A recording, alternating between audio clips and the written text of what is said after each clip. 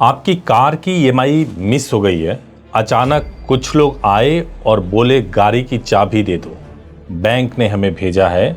आप परेशान हो गए, आप किसी ट्रिप पर जा रहे थे।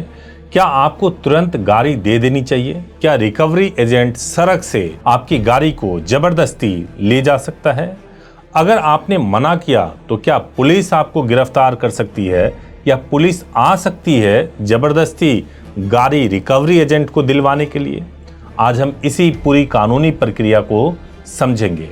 नमस्कार, आप देख रहे हैं लीड इंडिया। मैं हूं एडवोकेट सुभाष सिंह। आज हम जानेंगे कि कार लोन डिफॉल्ट होने पर बैंक कब गाड़ी वापस ले सकता है, रिकवरी एजेंट की क्या सीमाएं हैं और आपके कानूनी अधिकार क्या हैं।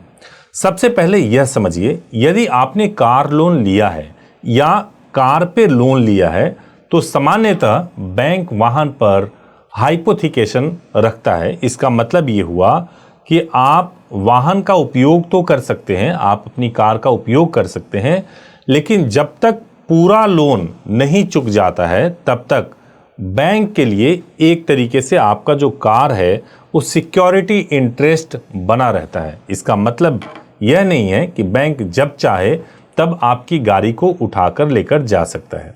तो सवाल यह है कि क्या रिकवरी एजेंट सड़क से गाड़ी को उठा सकता है? कानून क्या कहता है? देखिए, रिकवरी एजेंट किसी भी स्थिति में मारपीट नहीं कर सकता, धमकी नहीं दे सकता, जबरदस्ती चाबी नहीं छीन सकता, परिवार को परेशान नहीं कर सकता, रात में अगर ट्रेवल कर रहे हैं तो कोई उत्पीड़न नहीं कर सकता, सार्वजनिक रूप से आपको अपमानित नहीं कर सकता। यदि अगर ऐसा होता है तो इसको अवैध वसूली, इलीगल रिकवरी प्रैक्टिस कहा जाता है और उसमें रिकवरी एजेंट और बैंक के खिलाफ कानूनी कार्रवाई भी की जा सकती है। अब सवाल यह है कि मान लीजिए एक सिचुएशन यह है कि बैंक के रिकवरी एजेंट ने आपके साथ ये सारी बदतमीजी की है, तो आप उनके खिलाफ एफआईआर लिखवा दीजिए, बैंक को नोटिस भेज दीजिए। लेकिन बैंक को अगर कार्रवाई करनी भी है तो कैसे करनी है, उसकी प्रक्रिया क्या है? सबसे पहले स्टेप में जब आपका ईएमआई बकाया होगा तो रिमाइंडर भेजेंगे, कॉल कर सकते हैं, एसएमएस कर सकते हैं या आपको ईमेल कर सकते हैं। इसके माध्यम से आपको सॉफ्टली एक सॉफ्ट सूचना दी जाती है कि आपका ईएमआई बाउंस हो रहा है।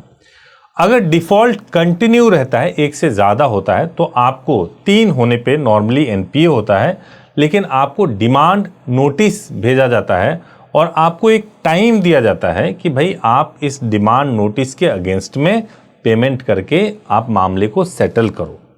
और तीसरा जो स्टेप होता है, यदि आप भुगतान नहीं कर पाते हैं तो लोन एग्रीमेंट के मुताबिक जो रीपोजेशन प्रोसेस को शुरू किया जा सकता है, लेकिन यह प्रक्रिया भी कानून और आरबीआई के दिशा निर्देश के अनुसार होना चाहिए। रीपोजेशन का मतलब यही है कि आपको कार का पोजीशन लेने को उनका अधिकार मिल जाता है। तो यही चौथा पॉइंट है जो मैं आपको बताने जा रहा हूं। यदि वाहन शांतिपूर्वक पीसफुल रीपोजेशन में लिया जाता है तब तो ये वैलिड है, और जब ये लिया जाएगा रीपोजेशन में रिकवरी एजेंट या बैंक के द्वारा, तो उनको ये जरूरी है कि वो रीपोजेशन मेमो आपको दे, वकील की इन्वेंट्री बनाए, पंचनामा भी बनाए, अगर जरूरत हो तो ये भी बना करके देना जरूरी है, रिसिप्ट दें, और ऐसे जितने भी डॉक्यूमेंट्स हो सकते हैं वो सब देने मैंडेटरी होते हैं। यहीं पर मैं आपको एक चीज़ गाइड करना चाहता हूं मेरे दोस्त, अगर आप लोन से रिलेटेड किसी भी प्रॉब्लम में आप हैं, फंस गए हैं, ईएमआई नहीं दे पा रहे हैं, तो आपके पास आसान रास्ता है, आप लोन सेटलमेंट करवा सकते हैं और डायरेक्टली आप रिकवरी एजेंट से बात करने के बजाय बेहतर होगा कि आप किसी एक्सपर्ट के माध्यम से बात करें।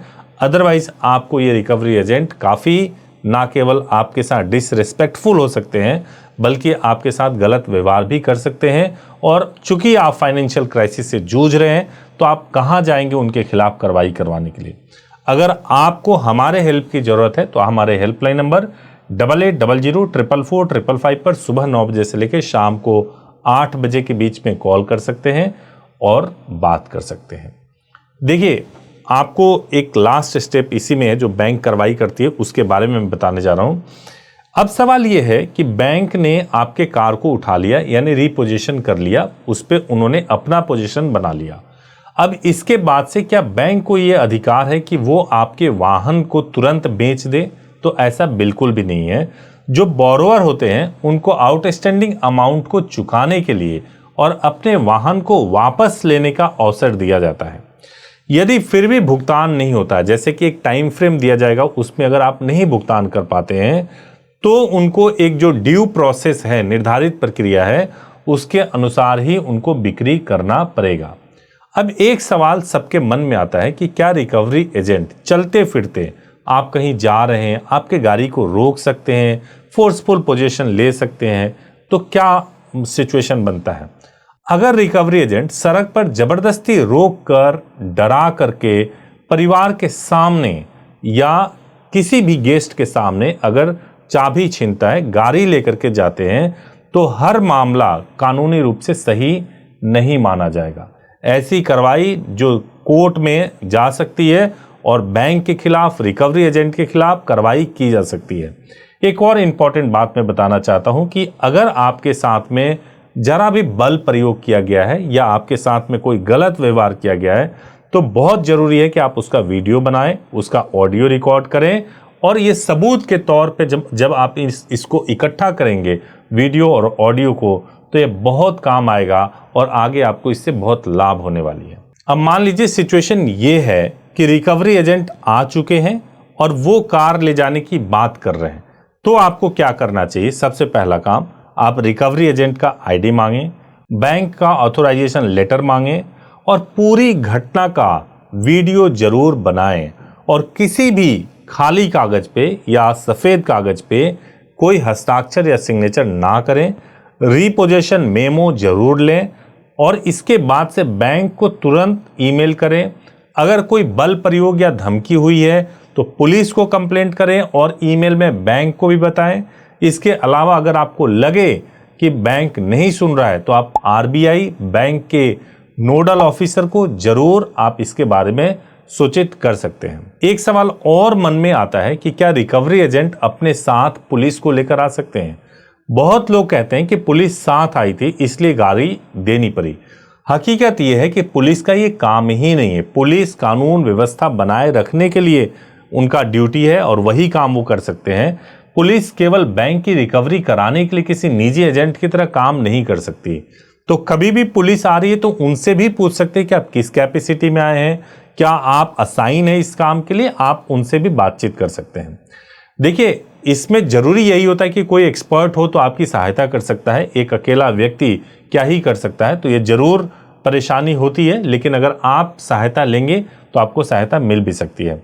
देखिए, महत्वपूर्ण कानूनी बातें आपको दिमाग में रखना चाहिए कि लोन एग्रीमेंट की शर्तें काफी महत्वपूर्ण होती है। बैंक आरबीआई के अनुसार, आरबीआई के गाइडलाइंस को फॉलो करती है और फेयर प्रैक्टिसेस ही आपको करने होते हैं। रिकवरी एजेंट भी फेयर प्रैक्टिसेस ही कर सकते हैं। आरबीआई के गाइडलाइंस को मानना ही होता है।